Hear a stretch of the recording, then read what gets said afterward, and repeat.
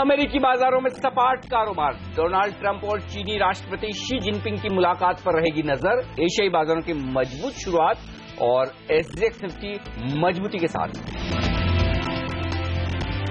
बाजार पर बढ़ा दिग्गज ब्रोकरेज हाउस सीएलएसए का भरोसा। मार्च 2018 तक निफ्टी का लक्ष्य 9,700 से बढ़ाकर 10,000 किया। आईटी शेयरों पर दबाव की आशंका। H-1B वीजा पर ट्रंप सरकार की सख्ती बढ़ी। दुरुपयोग रोकने के लिए कंपनियों की जांच के दिए आदेश। यूएस एफडीए से डॉक्टर रेड्डीज को झटका। श्रीकाकुलम यूनिट को मिले 2 ऑब्जर्वेशन। शेयर रहेगा रडार पर। आज शंकरा बिल्डिंग की बम्पर लिस्टिंग की उम्मीद। 42 गुना सब्सक्राइब हुआ था इशू। 400 रुपए का प्राइस। और यूपी में बीजेपी सरकार ने निभाया चुनावी वादा। किसानों का 36,000 करोड़ का कर्ज हुआ माफ। 2 लाख किसानों को मिली राहत। और आज से शुरू होगा आईपीएल का 10वां सीजन। पहले मैच में सनराइजर्स हैदराबाद से भिड़ेगी रॉयल चैलेंजर्स बेंगलुरु। रात 8 बजे देखिए मैच।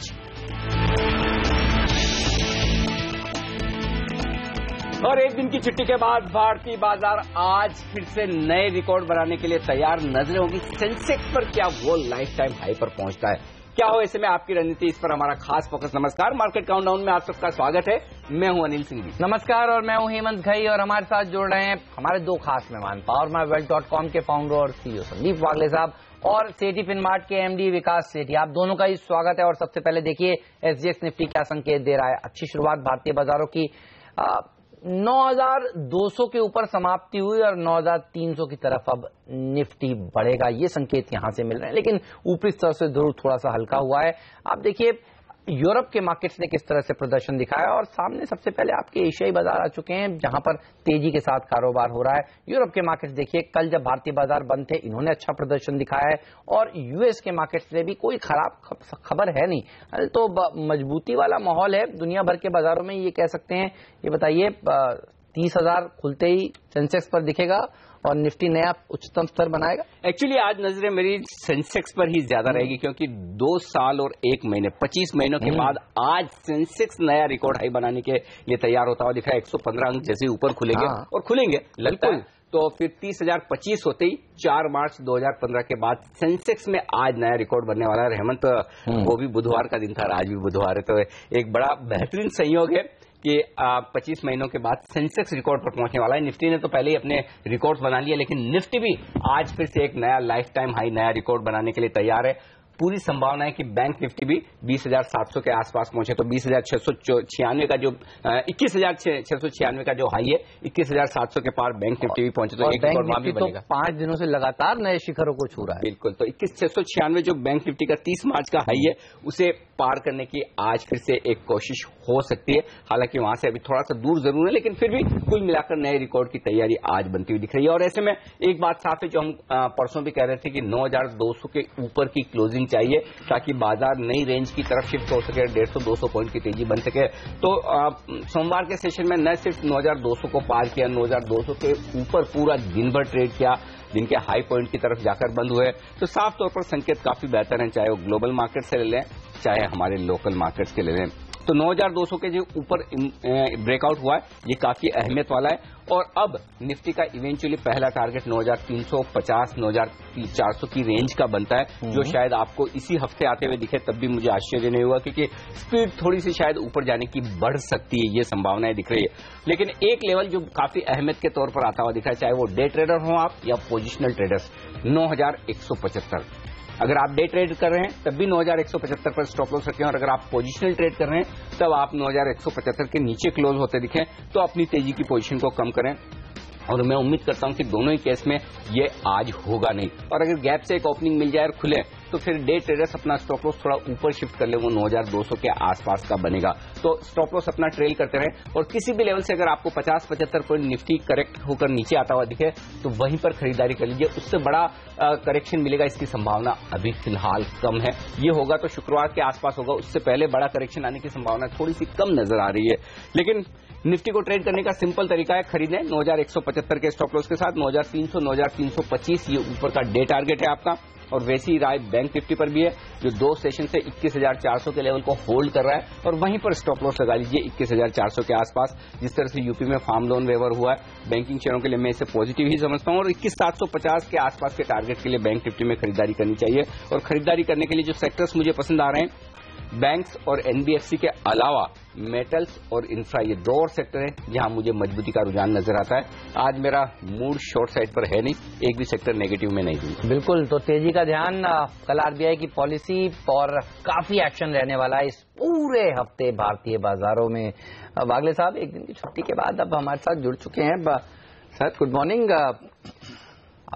कितनी तेजी होगी भारतीय बाजारों में और आज गैप अप ओपनिंग के बाद मार्केट को किस तरह से ट्रेड करना चाहिए? Good morning Hemant, good morning Anil. Good morning sir. Anil ji ने तो कह दिया कि उनका ध्यान मंदी की तरफ है नहीं और मैं पूरी तरह से उनके साथ हूँ। पहले तो मेरे चारों स्टॉक्स पॉजिटिव है। वाह वाह। और बैंक निफ्टी की बात रही, 9330 का मेरा आज और कल का टारगेट है, शायद वीकेंड तक आ जाए। और अब अगर इस एक्सपायरी की बात करें, आपको याद होगा हमने लास्ट टाइम कहा था, लास्ट वीक में, कि 9500 9600 के बीच में हम देख रहे हैं, तो मैं वो मेंटेन करता हूँ। और 9180 आई थिंक अनिल जी ने 9175 का स्टॉप लॉस कहा है, मेरा स्टॉप लॉस है 9180, तो वो भी मैच हो रहा है। बैंक निफ्टी के लेवल्स भी मैच हो रहे हैं, 21,400 21,900, जो मुझे लगता है यही हफ्ते आनी चाहिए। चलिए, तो तेजी का ही ध्यान रखना चाहिए आपको। फ्रंट फुट पर बैटिंग करने का समय है।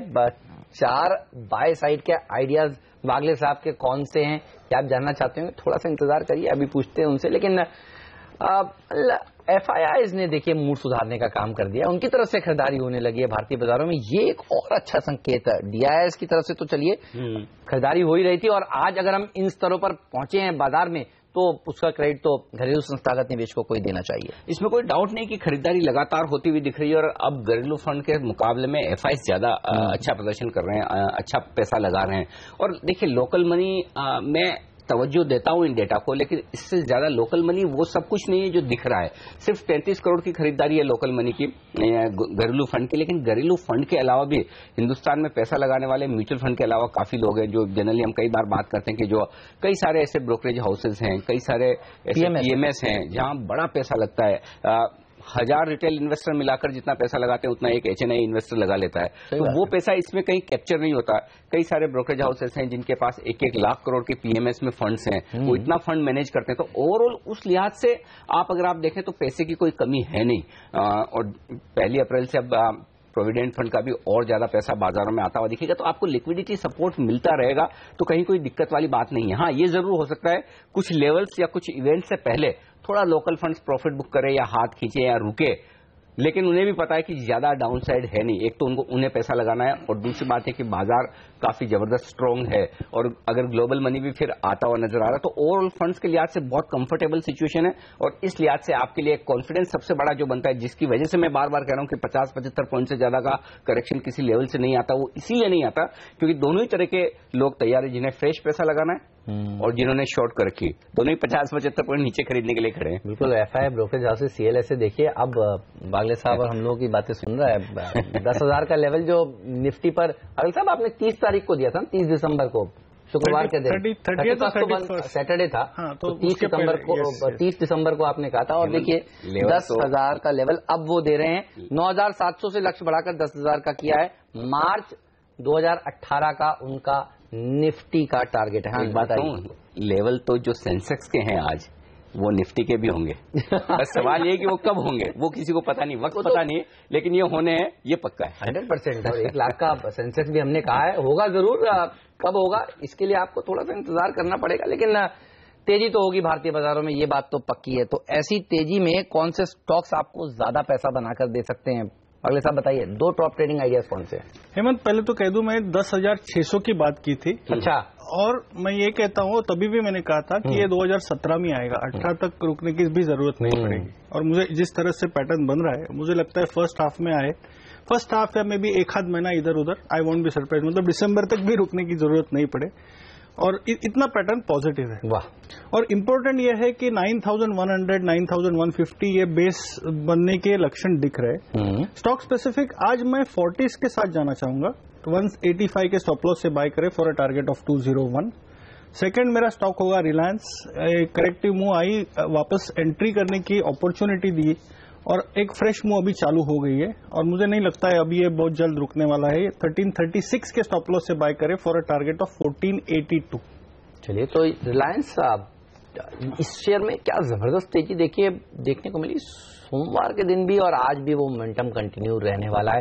यहाँ पर एक्सटेंडेड डिस्क्लेमर भी आपके सामने, डिस्क्लोजर भी दे दें। सीएनबीसी आवाज जो चैनल आप देख रहे हैं वो दरअसल नेटवर्क 18 और टीवी 18 चलाते हैं और उसका स्वामित्व रिलायंस इंडस्ट्रीज के पास है। तो रिलायंस इंडस्ट्रीज में आपको तेजी का ही ध्यान रखना चाहिए। लेकिन 2 और पिक्स हैं बागले साहब के पास। विकास सेठी जी भी तैयार हो चुके हैं, उनसे भी जानेंगे उनको कौन से शेयर सबसे ज्यादा अच्छे लगते हैं। लेकिन पहले बात करते हैं इस सीरीज में डेटा क्या बता रहा है। पैनल, सोमवार के दिन जो तेजी हुई फाइनेंशियल ईयर के पहले कारोबारी दिन, किस तरह की पोजीशंस बनी है? 2 बड़ी चीजें हुई है। पहला तो ये कि रेंज ऊपर की तरफ शिफ्ट हुई है। जो सीरीज की शुरुआत में नीचे की रेंज ऊपर शिफ्ट हुई थी और सोमवार के दिन ऊपर की रेंज ऊपर शिफ्ट हुई है। तो दोनों ही तरह की रेंज आपके लिए ऊपर शिफ्ट होती हुई दिख रही है। जो 8,800 का नीचे सपोर्ट था पिछली सीरीज में, वो 9,000 पर शिफ्ट हो गया और 9,200 का ऊपरी जो लेवल था अब शिफ्ट होकर 9,500 पर हो गया। तो हाईएस्ट ओपन इंटरेस्ट शिफ्ट हुआ है सोमवार के सेशन में 9,500 पर, यानी कि ऊपर के लिए आपकी अपसाइड खुलती हुई नजर आ रही है, जगह बन रही है। ये एक अच्छा संकेत है और वो तब है जब put call ratio comfortable situation में 1.03 पर। दूसरी बात एक और, मुझे बाजार में बहुत ज्यादा तेजी हो, लोग और कॉन्फिडेंट होकर पोजीशन बनाएं तो डर लगता है। इस बाजार में हो क्या रहा है, तेजी हो रही है लेकिन कॉन्फिडेंस की कमी अब भी है और वो बहुत अच्छी बात है। खासतौर से जब तेजी करने वाले ट्रेडर्स तेजी के मार्केट में और कॉन्फिडेंट ना हो तो उससे बढ़िया बात हो नहीं सकती। आप देखिए निफ्टी में 6 लाख शेयर ओपन इंटरेस्ट में कम हुए हैं सोमवार के सेशन में, जबकि निफ्टी 52 वीक हाई पर जाकर बंद हुआ है। नहीं 52 वीक हाई नहीं, लाइफ टाइम हाई पर जाकर बंद हुआ है। तो ऐसे में ये एक अच्छा संकेत है कि हर लेवल पर थोड़ी प्रॉफिट बुकिंग होती हुई दिख रही है। निफ्टी से ज्यादा बैंक निफ्टी मजबूत दिख रहा है, वहां थोड़ी सी पोजीशन बनी है 13,000 शेयरों के आसपास की। स्टॉक्स में एडिशन 10 करोड़ के आसपास शेयरों का हुआ है और वो वजह साफ है कि 15 नए स्टॉक्स जो आए उनमें एक्शन ज्यादा होता दिख रहा है, पोजीशन ज्यादा बनती हुई दिख रही है। तो ओवरऑल एकदम परफेक्ट सेटअप है। अब 9,200 आज क्यों आपका स्टॉप लॉस होना चाहिए, उसकी 2 वजह। एक तो 9,200 के पुट पर 31 लाख शेयरों का ओपन इंटरेस्ट है, तो तेजी करने वाले ट्रेडर्स आज दिन भर ये कोशिश जरूर करेंगे कि एक 9,200 के ऊपर की क्लोजिंग हमें जो सोमवार को मिल गई आज उसको होल्ड करेंगे। फिलहाल संकेत इतने पॉजिटिव कि आप ये मानकर नहीं चलेंगे कि आज 35-40 पॉइंट आप नीचे बंद होंगे, उतने नीचे बंद होने की तो गुंजाइश दिख ही नहीं रही, बल्कि हो सकता है हम एक और पॉजिटिव क्लोजिंग देंगे। और 9,200 के लेवल पर ही आप कल ओपन इंटरेस्ट में भी एडिशन होता हुआ दिखा है 6-7 लाख शेयरों का पुट में, और जबकि कॉल्स में ओपन इंटरेस्ट कम हो रहा है। यही वजह है कि एक अपसाइड खुलती हुई दिख रही है। अब 9,300 के ऊपर अगर जाकर हम बंद होते हैं तो शॉर्ट कवरिंग और बढ़ेगी, वहां पर जो कॉल्स बेचे गए हैं वो शॉर्ट कवरिंग के लिए आते हुए दिखेंगे। तो ओवरऑल सेटअप परफेक्ट है। धीमे धीमे करके बाजार 200 पॉइंट की अहम रेंज को ऊपर की तरफ तोड़ रहा है। 8,800 पर आकर अटकते हैं, वक्त बिताते हैं, 9,000 पर आते हैं, 5-7 ट्रेडिंग सेशन लगाते हैं। 9,200 पर भी वही सिचुएशन हुई, 7-8 ट्रेडिंग सेशन लगे, अब 9,200 के पार निकले, फिर शायद अब 9,350, 9,400 वो रेंज होगी जहां पर जाकर बाजार रुकेगा, वहां पर वक्त बिताएगा और उसके बाद देखेंगे ऊपर जाना है नीचे जाना है। लेकिन एक संकेत साफ दिख रहा है, जो पैटर्न बना है, जो वायदा कारोबार के डेटा है और जिस तरह का फंड फ्लो है, कोई अनएक्सपेक्टेड नेगेटिव खबर बड़ी ना आ जाए जिसका आपको हमें अंदाजा नहीं है, तो 9,350, 9,400 ये इवेंचुअली निफ्टी का अगला टारगेट साफ तौर पर नजर आ रहा है, क्रिस्टल क्लियर है। तो तेजी करनी चाहिए। देखिए 3 कदम आगे चलते हैं, 1 कदम पीछे और फिर 3 कदम आगे, तो बाजार की रफ्तार जो है वो बढ़िया है, घबराने की कोई जरूरत नहीं है। शेयरों पर आपकी नजर होनी चाहिए और कौन से शेयर हैं वो हम आपको बताते हैं सीएनबीसी आवाज पर दिन भर। लेंगे एक छोटा सा ब्रेक और ब्रेक के बाद आज भी आपको बताएंगे कौन से वो टॉप 5 स्टॉक्स हैं जिस पर आपकी नजर होनी चाहिए। 5 टेक्निकल एक्सपर्ट की निफ्टी को आज किस तरह से ट्रेड करने की राय है और आगे चलकर विकास सेठी जी के टॉप ट्रेडिंग आइडियाज भी आपके सामने रखेंगे। बागले साहब के भी अभी 2 आइडियाज बाकी हैं, इस सब पर बात होगी ब्रेक के बाद।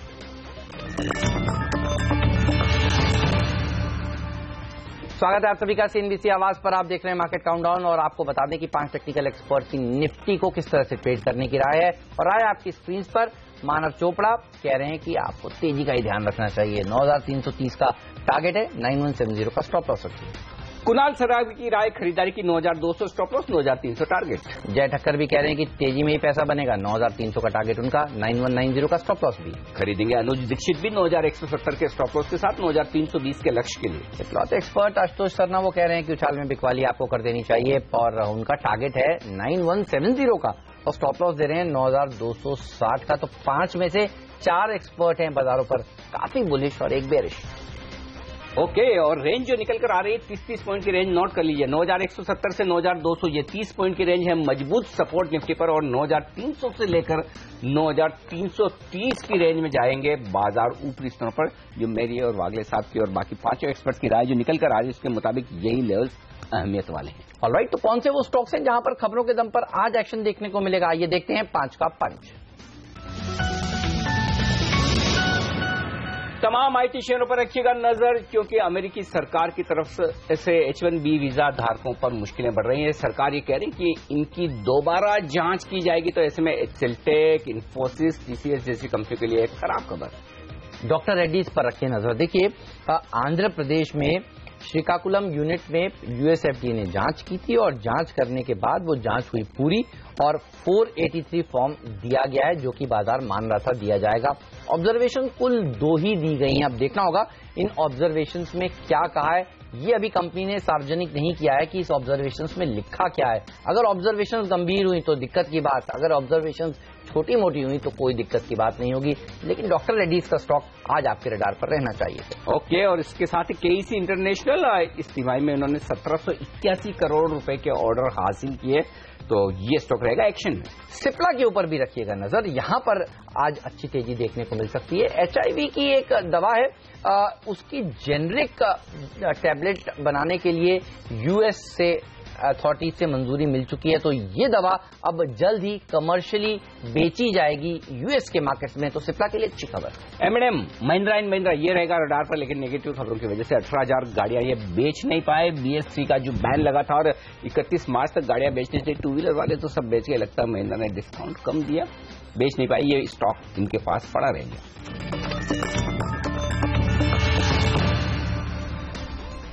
हमारे एक्सपर्ट्स हमारे साथ है संदीप वागले साहब, और अब जुड़ गए हैं हमारे साथ कार्यक्रम में विकास सेठी जी भी, सेठी फिनमार्ट के MD। विकास जी, पहले तो बताइए, स्वागत है आपका CNBC आवाज पर। नमस्कार। कौन से स्टॉक्स हैं आज आपके रडार पर और सब खरीदारी वाले हैं ना? बिल्कुल अनिल जी, गुड मॉर्निंग हेमंत। बिल्कुल आज भी बाजार में बिल्कुल खरीदारी करनी चाहिए। मैं तो बाजार पे ऐसे भी लॉन्ग टर्म के लिए आते हैं तो बहुत ही बुलिश हूँ। और बाकी आज अगर आप आज के हिसाब से भी देखें तो सेटअप बिल्कुल पॉजिटिव है। जिस तरह से हम मंडे को मोमेंटम के साथ बंद हुए हैं, फिर इंटरनेशनल क्यूज पॉजिटिव है, FII DIs के खरीदारी के आंकड़े हैं, तो इन सबको देखते हुए बाजार में बिल्कुल तेजी में ही रहना चाहिए। तो मेरे 5 स्टॉक्स आज के बाई साइड में है, उनमें से 3 स्टॉक्स का मैं अभी जिक्र करता हूँ। पहला स्टॉक रहेगा JSW स्टील का। मेटल एज ए सेक्टर मुझे अच्छा लगता है और पर्टिकुलरली स्टील वहां पे, बिकॉज स्टील कंपनियों ने कुछ दाम भी बढ़ाए हैं कल परसों, तो उसका भी एक पॉजिटिव इंपैक्ट देखा जाना चाहिए। तो मुझे लगता है JSW को खरीदारी करनी चाहिए। और इसके अलावा जो दूसरा स्टॉक रहेगा वो रहेगा DHFL। Housing finance as a sector अच्छा लगता है और इस स्टॉक में भी हमने सोमवार को भी बहुत अच्छा एक मोमेंटम देखा है। स्टॉक अपने निचले लेवल से बहुत अच्छे से बढ़त हो रही है और अभी ये मुझे लगता है बिल्कुल जारी रहेगी। बढ़त के बाद भी वैल्यूएशन के लिहाज से अभी भी कंफर्टेबल है, तो DHFL में खरीदारी करें। और जो तीसरा स्टॉक रहेगा वो एक बैंकिंग स्टॉक है। हालांकि आज पब्लिक सेक्टर बैंक्स पे थोड़ा ये जो फार्म लोन वेवर के वजह से सेंटिमेंटली एक थोड़ी वीकनेस रह सकती है, बट मुझे लगता है ICICI बैंक जो प्राइवेट सेक्टर बैंक है वहां पे बिल्कुल तेजी करनी चाहिए। इसके भी कुछ कारण है, जो कि मेनली जो 2 न्यूज फ्लो है। एक तो इन्होंने जो बलारपुर इंडस्ट्रीज के अपने डेट को ICICI बैंक और एक्सिस बैंक ने मिलके 1800 करोड़ के डेट को एक एसेट रिकंस्ट्रक्शन कंपनी को बेचा है, तो वो एक पॉजिटिव खबर है। और इसके अलावा जो SR ग्रुप ने एक अपनी BPO कंपनी एजिस में हिस्सेदारी या अपनी स्टेक बेची है, तो उसका भी एक पॉजिटिव इम्पैक्ट आईसीआईसीआई बैंक पे दिखना चाहिए, बिकॉज आईसीआईसीआई बैंक का काफी बड़ा एक्सपोजर एसआर ग्रुप के ऊपर है। तो मेरी राय में आईसीआईसीआई बैंक और वैल्यूएशंस के लिहाज से भी इनकी जो सब्सिडियरी है, जैसे आईसीआईसीआई प्रू है, आईसीआईसीआई लोम्बार्ड है, तो इन सब में आईसीआईसीआई लोम्बार्ड में भी वैल्यू अनलॉकिंग की बातें चल रही है, और आईसीआईसीआई प्रू के भी जो वैल्यूएशन है उसके लिहाज से मुझे ये स्टॉक अपने पीएस के कंपैरिजन में सस्ता लगता है। तो लॉन्ग टर्म पे तो मैं बुलिश हूं और आज भी इसमें बिल्कुल तेजी रहनी चाहिए। 3 में से 2 शेयर जो हैं वो फाइनेंशियल सेक्टर से हैं, डीएचएफएल और आईसीआईसीआई बैंक। तो लगे आज सर ये बताइए, कल आरबीआई की क्रेडिट पॉलिसी भी है, कुछ उम्मीद है या एक्सपेक्टेशंस इस बार बिल्कुल भी नहीं है? नहीं, हमें बिल्कुल एक्सपेक्टेशंस इस बार नहीं है, और वो बाजार के लिए अच्छा है, क्योंकि नेगेटिव तो कुछ हो नहीं सकता। अगर कुछ होना है तो वो पॉजिटिव ही होगा। रेट कट का तो कोई स्टेटस को जैसा ही लग रहा है। बाकी जो आरबीआई गवर्नर की कमेंट्री पे बिल्कुल एक ध्यान रखना पड़ेगा कि आगे के लिए वो क्या कहते हैं। बाकी कल की आरबीआई पॉलिसी में रेट कट की उम्मीदें बिल्कुल ना के बराबर है। बिल्कुल उम्मीदें रेट कट की कुछ है नहीं, पॉलिसी में कोई बदलाव होगा नहीं, लेकिन एक बदलाव बड़ा हुआ है कल, वो है यूपी में कर्ज माफी का किसानों का। तो उस पर भी हम थोड़ी विस्तार से चर्चा करेंगे, लेकिन उससे पहले बता दें आपको कि देश में नेचुरल रिसोर्सेज यानी कि खनिज पदार्थ, मिनरल्स, इनकी बड़ी भरमार है, और इंडिया ग्रोथ स्टोरी को इससे बड़ी तेज रफ्तार मिल सकती है। और इसी मकसद को ध्यान में रखते हुए नेटवर्क 18 ने सीआईआई के साथ मिलकर एक अनूठी पहल की है। आज शाम दिल्ली में 2 दिनों के लिए शुरू हो रहा है ग्लोबल नेचुरल रिसोर्सेज कॉन्क्लेव, जहां 20 से ज्यादा देशों के जाने माने बिजनेस लीडर्स और एक्सपर्ट्स एक साथ एक मंच पर जुटेंगे, और साथ में होंगे केंद्र सरकार के दिग्गज मंत्री और पॉलिसी मेकर्स भी। तो आप भी आज शाम नेटवर्क 18 और सीआईआई की अपनी तरह की पहली और सबसे बड़ी पहल ग्लोबल नेचुरल रिसोर्सेज कॉन्क्लेव का हिस्सा जरूर बनिएगा।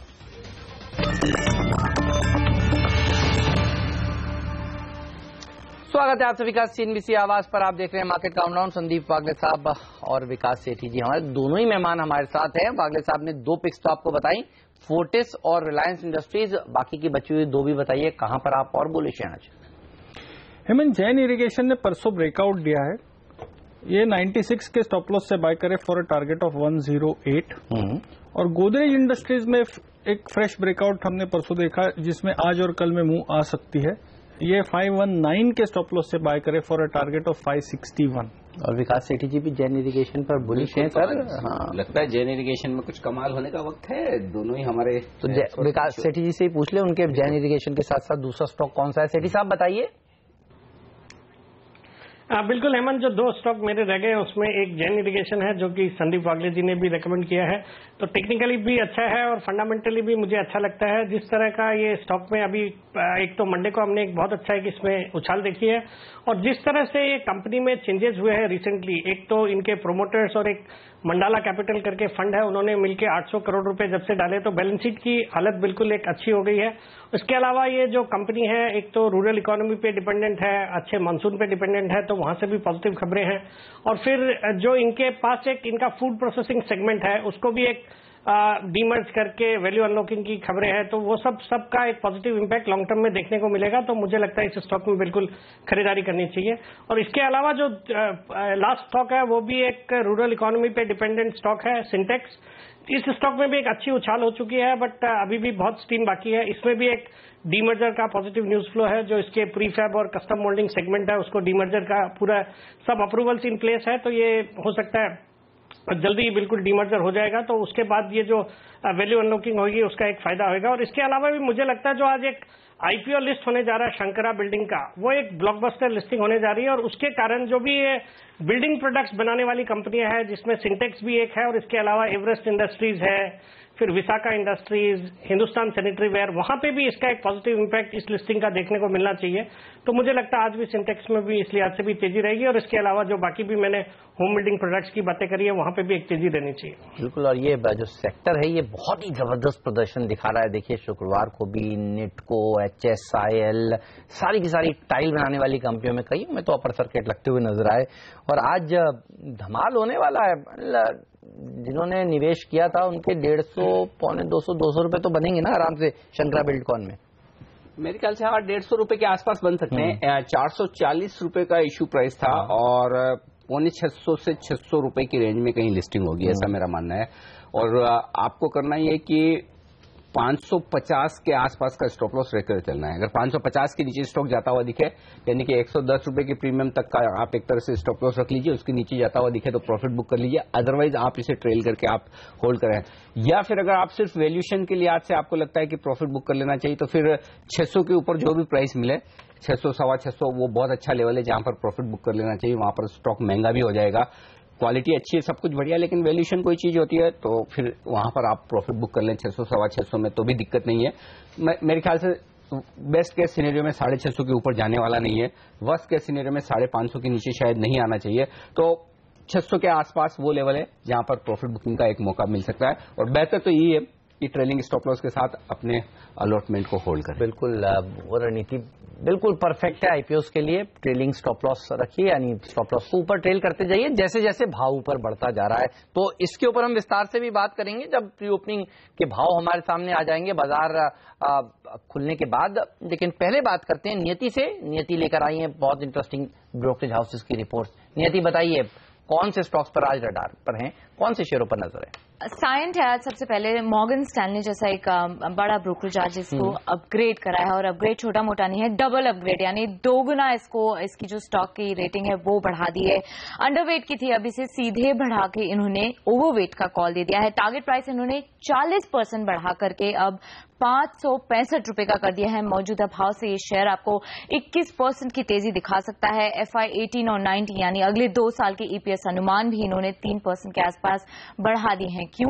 क्योंकि इनकी अर्निंग्स में रिकवरी ये देख रहे हैं, नतीजे बेहतरीन आने वाले हैं, ऐसा मानना है मॉर्गन स्टैनली का। 8% जो कि FY 17 में रेवेन्यू अर्निंग्स ग्रोथ थी वो अब बढ़ करके FY 18 तक 20% तक हो जाएगी, और ये बहुत बड़ा अपग्रेड है क्योंकि ये एकमात्र अब ओवरवेट मिड कैप स्टॉक रह जाएगा मॉर्गन स्टैनली के पोर्टफोलियो में। की कैटलिस्ट होगा FY 18 का गाइडेंस। दूसरा, कंपनी हो सकता है कि कुछ मर्जर और एक्विजिशन के ऐलान भी कर सकते हैं अगले कुछ सालों में। अगर ये नहीं होता है तो ये बड़ा डिविडेंड भी दे सकते हैं, ये नियर टर्म में एक बड़ा ट्रिगर होगा। डबल अपग्रेड, ओवरवेट का कॉल, 40% की तेजी, 21% की तेजी, 40% का एक अपग्रेड करके 565 के लक्ष्य के लिए आपको निवेश करने की सलाह दे रहे हैं साइंट पे आज मॉर्गन स्टैनली। टाइटन पे एक और अपग्रेड आया है। JP मॉर्गन EPS के अनुमान बढ़ा रहे हैं 6 से 8%, टारगेट प्राइस रिवाइज कर रहे हैं 455 का करें, और गोल्डमैन सैक्स भी निवेश करने की सलाह दे रहा है। टारगेट प्राइस इनका 521 रुपए का है, मौजूदा भाव से 14% की तेजी देख रहे हैं। मैनेजमेंट ने साफ तौर पर कहा है कि FY 17 यानी जो चौथी तिमाही है अब उसमें जो इनकी रिटेल सेल्स ग्रोथ है वो 40% से ज्यादा होगी। इनके eyewear segment double digit growth दिखाएगा, और वॉचेस यानी जो घड़ी का कारोबार है वो भी इंप्रूव होगा। ये गोल्ड प्लस को तनिष्क के साथ मर्ज करने पे पर फोकस कर रहे हैं, जो कि और ज्यादा आगे चल के रेवेन्यूज को एड करेगा। निवेश करके चलिए 521 रुपए के लक्ष्य के लिए टाइटन में। और शोभा की प्री सेल्स की जो नंबर्स आए वो काफी ज्यादा पॉजिटिव हैं। मैक्वायरी आउट परफॉर्म की रेटिंग दे रहा है। चौथी तिमाही में वॉल्यूम्स, जो सेल्स वॉल्यूम है वो 18% तिमाही दर तिमाही बढ़ी है, ये बेहद पॉजिटिव है। 370 रुपए का लक्ष्य के लिए आपको निवेश करने की सलाह दे रहा है मैक्वायरी आज शोभा डेवलपर्स पे। 8% की तेजी मौजूदा भाव से। ओके, तो ये तमाम मिड कैप से जहां पर आज एक्शन दिखने वाला है, और इन्हीं पर एक राय ली जाए। सबसे पहले साइंट, इसके चार्ट्स देखिए। ये स्टॉक हमने जब मुझे याद है कि ब्लॉक डील्स के चलते इसको कवर किया, स्टॉक क्या तेज दौड़ लगातार। अब मॉर्गन की बड़ी तगड़ी रिपोर्ट आई है, 565 का लक्ष्य है, भागेगा आज। पॉजिटिव तो है अनिल जी। ये टारगेट जो है आई थिंक उनका 1 साल का होगा। हाँ, उनका तो लंबा ही होता है। मैं 510 515 का 2-3 हफ्ते का या मे भी 1 आध महीने का बात करूंगा। मेरा विजिबिलिटी वहां तक है। ओके, चलिए तो साइंस के ऊपर रखिएगा नजर। डॉक्टर रेड्डी सेठी साहब, कैसे रीड कर रहे हैं आप जो फॉर्म 483 दिया है? 2 ऑब्जर्वेशंस दिए हैं, हालांकि ऑब्जर्वेशंस के डिटेल्स अभी हमारे सामने नहीं है, कंपनी ने ये सूचना नहीं दी है, लेकिन आज ये शेयर किस तरह से ट्रेड करना चाहिए? नहीं, देखिए हेमंत, जो न्यूज फ्लो है वो नेगेटिव है, तो स्टॉक तो बिल्कुल गैप डाउन खुलना चाहिए, बट वो देखना पड़ेगा कितना नीचे खुलता है या कितना नीचे तक जाता है, उसके बाद उसमें कॉल लेना पड़ेगा। बट इसके अलावा मुझे लगता है फार्मा स्पेस में जिस तरह का एक सेटअप सिप्ला और औरोबिंदो फार्मा में है, तो मुझे लगता है वहां पे बिल्कुल एक तेजी की पोजीशन ली जा सकती है। तो आई वुड रिकमेंड कि आज के लिए एक बार डॉक्टर रेड्डी को तो अवॉइड करें और सिप्ला और औरोबिंदो फार्मा पे ध्यान रखें from a buying point of view. बिल्कुल, और सिप्ला पर तो खबर भी है, HIV के लिए इनकी एक ड्रग्स है, उसे अमेरिकी FDA से मंजूरी मिल चुकी है। वागले साहब, इसके चार्ट सिप्ला के भी देखिए और डॉक्टर के भी देखिए। डॉक्टर के तो पहले ये बताइए कि रेंज क्या है, क्योंकि अभी ये थोड़ा कंफ्यूजन है कि ऊपर खुलेगा नीचे खुलेगा। तो मेरा पॉइंट ये है कि अगर नीचे खुले तो कहां खरीदना चाहिए, ऊपर खुले तो कहां बेचना चाहिए, वो रेंज बता दें आप, ताकि लोगों को अंदाजा रहे कि क्या करना है, किस लेवल पर क्या एक्शन लेना है। अनिल जी, 2800 का एक क्रूशियल लेवल जो ब्रेक हुआ है, और जब तक ये क्रॉस नहीं होता है और वीकली क्लोज उसके ऊपर स्ट्रांगली नहीं होता है 2830, 2840, मुझे नहीं लगता है इसमें तेजी करनी चाहिए। और अगर आज वीक खुलता है तो मुझे लगता है ये 2400 की तरफ भी जा सकता है, मतलब डाउनवर्ड। किस लेवल के नीचे वीक होगा? क्योंकि देखिए सोमवार को 4.5% ऊपर जाकर बंद हुआ, तो मतलब इसका मतलब कहीं कहीं बाजार को भनक होगी आने वाला है। इसे शायद हो सकता है लोग पॉजिटिव मानकर चल रहे हैं कि बड़ा ऑब्जर्वेशन नहीं है, तो कौन से लेवल के नीचे कमजोर हो जाएगा डॉक्टर? 2600 के नीचे, अगर 2600 के नीचे ट्रेड होता है, 2600 से 2800 नो ट्रेडिंग जोन है, नो ट्रेडिंग जोन है, और 2600 के नीचे जाएगा तो सीधा 2400 तक भी जा सकता है। चलिए, तो इस स्टॉक पर आज रहेगी नजर। लेंगे एक छोटा सा ब्रेक और ब्रेक के बाद चर्चा करेंगे उत्तर प्रदेश की। जहां उत्तर प्रदेश में फार्म लोन वेवर दिया गया है, लेकिन क्या ये PSU बैंकों के लिए बहुत खराब खबर है या फिर घबराने की जरूरत नहीं है? PSU बैंक्स को किस तरह से आज आपको ट्रेड करना चाहिए, इस सब पर बात होगी ब्रेक के बाद। स्वागत है आप सभी का CNBC आवाज पर। आप देख रहे हैं मार्केट काउंटडाउन। संदीप वागले, विकास सेठी हमारे दो मेहमान हमारे साथ जुड़े हुए थे और अब हमारे साथ हेमंत ठुकराल भी जुड़ चुके हैं। हाय हेमंत, गुड मॉर्निंग। बताइए सबसे पहले निफ्टी और बैंक निफ्टी को किस तरह से ट्रेड करेंगे आज आप?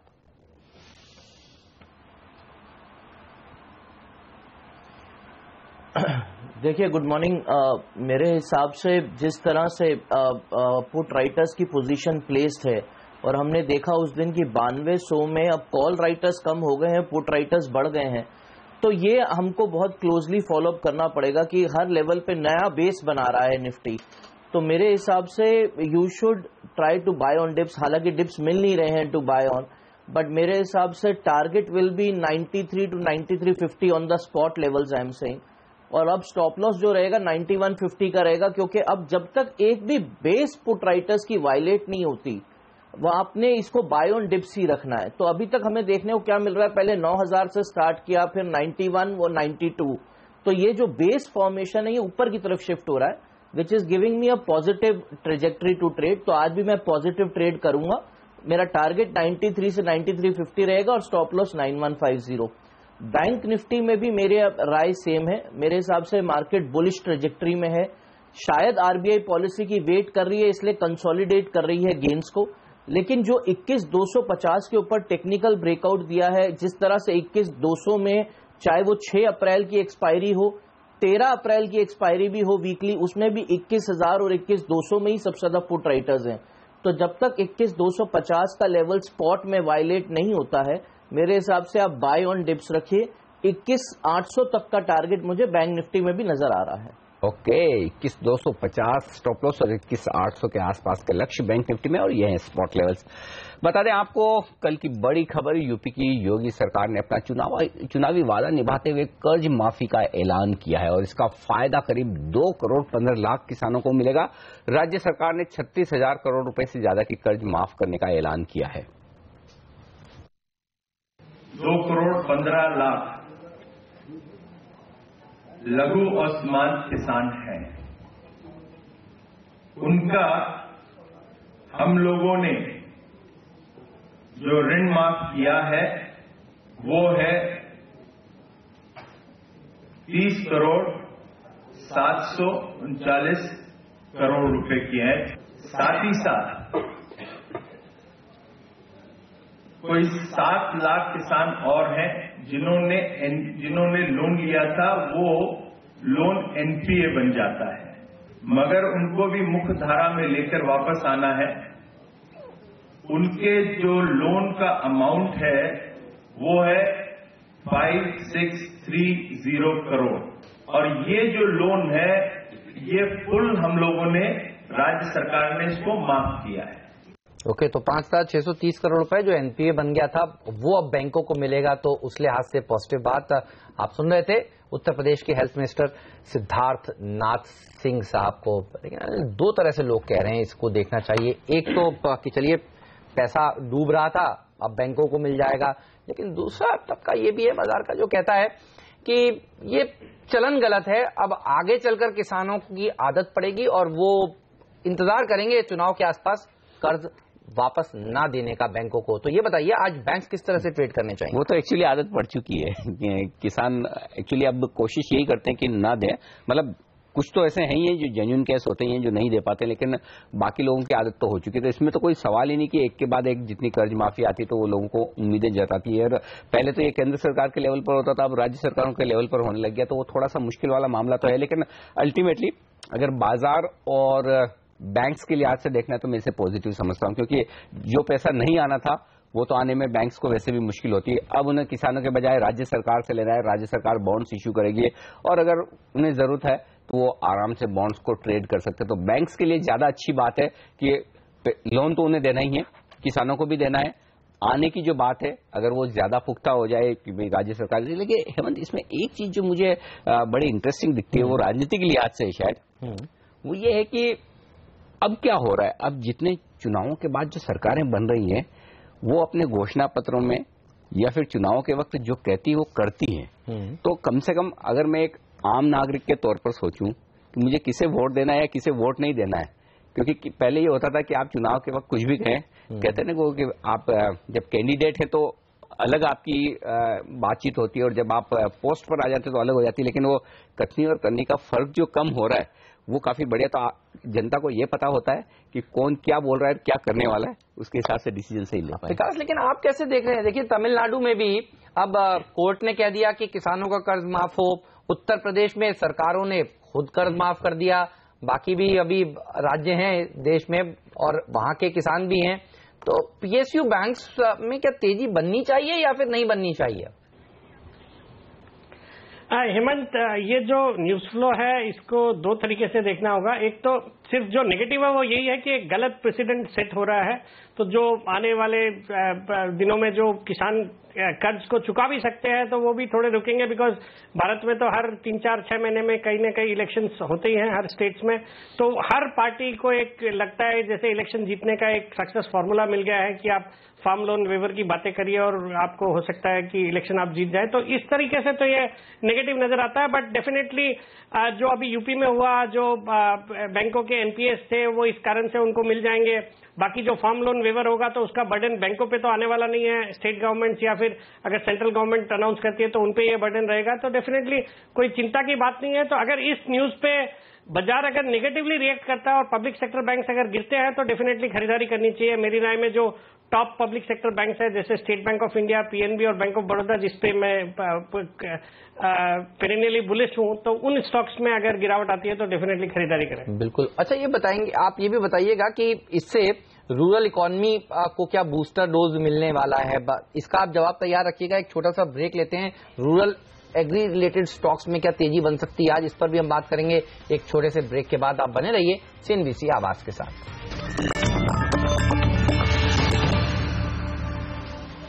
स्वागत है आप सभी का सीएनबीसी आवाज पर। हम चर्चा कर रहे हैं किसान की कर्ज माफी का। तमिलनाडु में कोर्ट ने कह दिया कि किसानों का कर्ज माफ हो, उत्तर प्रदेश में राज्य सरकार ने कर्ज माफ किया है, तो किसानों के लिए बड़ी राहत।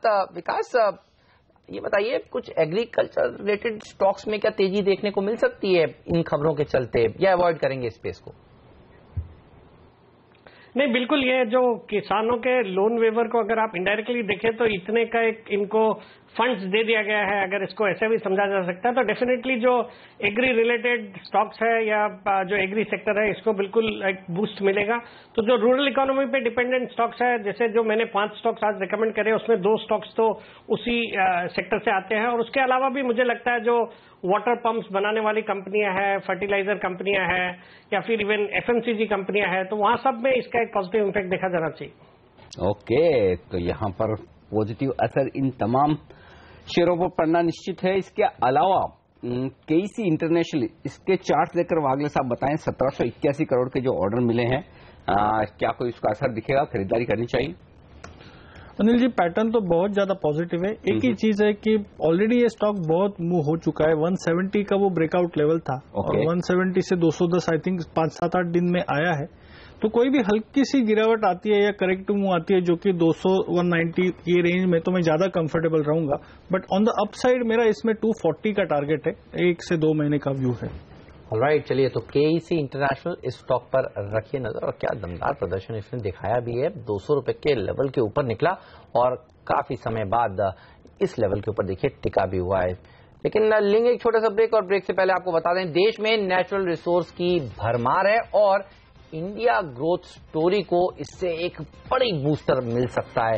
इसी मकसद को ध्यान में रखते हुए नेटवर्क 18 ने CII के साथ मिलकर अनूठी पहल करी है। जी हां, आज शाम दिल्ली में 2 दिन के लिए शुरू हो रहा है ग्लोबल नेचुरल रिसोर्स कॉन्क्लेव, जहां 20 से ज्यादा देशों से जाने माने बिजनेस लीडर्स और एक्सपर्ट एक ही मंच पर जुटेंगे और साथ में होंगे केंद्र सरकार के दिग्गज मंत्री, पॉलिसी मेकर्स। जी हां, और ये आप देख सकते हैं आज शाम नेटवर्क 18 पर। नेटवर्क 18 और CII की अपनी तरह की पहली और सबसे बड़ी ग्लोबल नेचुरल रिसोर्स कॉन्क्लेव आज दिन भर CNBC आवाज पर।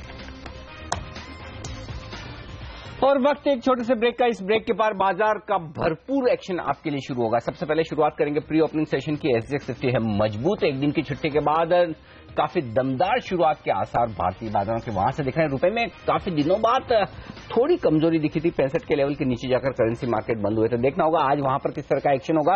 एक्शन बताएंगे आपको स्टॉक 2020 के मैच का, और उसके बाद 9:15 से शुरू होगा लाइव एक्शन बाजार का, जहां पर चारों एक्सपर्ट्स आपकी मदद करेंगे आज आपके लिए ट्रेडिंग के मौके ढूंढने में। तो रहिएगा हमारे साथ इस ब्रेक के बाद भी। पहला सौदा में इस छोटे से ब्रेक के बाद।